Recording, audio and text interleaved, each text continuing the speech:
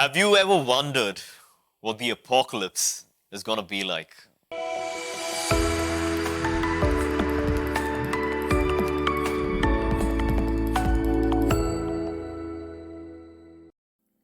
My dear brothers and sisters, the position of the sun, the moon, and the stars signified time in the ancient world. And so, a darkening or falling of these celestial bodies signified the end of time. We see this sort of language quite clearly in the prophecies of Isaiah and Ezekiel, when they prophesy about the destruction of wicked nations such as Babylon and Egypt. And it is in the same way that Christ speaks regarding Jerusalem and its temple in today's gospel. In simple words, our blessed Lord was telling this city that rejected him, listen, your time is up. Judgment is coming soon. And sure enough, we see the destruction of this once glorious city and its magnificent temple in 70 AD. Now, you may be wondering, but that's a thing of the past. What's that got to do with me right here, right now? Well, first off, let's keep in mind that for the Jews, the temple served as the symbol of the universe. Consider Psalm 78 verse 69, which describes God's sanctuary, the temple, as the high heavens and the earth. In fact, the design of the temple itself pointed to this fact. We could say that God meant this temple to be a little world, and the whole world to be the massive temple in which He would dwell. And so, keeping this in mind, we realize that the end of the temple serves as a foreshadowing of the end of the world we live in. This time-up moment which Jerusalem experienced back in 70 AD, this moment of judgment, is a moment that will come for each one of us at the end of our lives and at the end of the world.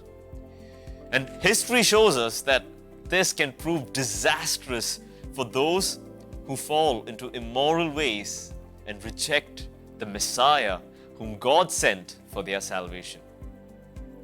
Venerable Fulton Sheen puts it beautifully when he says, in disobeying His will, men destroy themselves. In stabbing Him, it is their own hearts they slay. In denying Him, it is their city and their nation that they bring to ruin. Now, what's astonishing is that right after the terrifying descriptions about the end, our blessed Lord goes on to tell His disciples, when these things begin to take place, look up, raise your heads, because your redemption is drawing near. You see, for those who believe in our blessed Lord and model their lives according to His perfect sacrificial life, there is nothing to fear.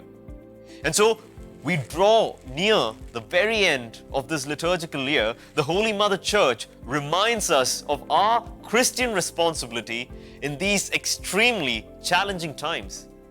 She reminds us of our desperate need to recommit our lives to Christ in order to experience that wonderful redemption. In other words, contrary to all those popular opinions about the final judgment and the apocalypse, for the Christian, it ought to be a moment of renewal, hope, and joy.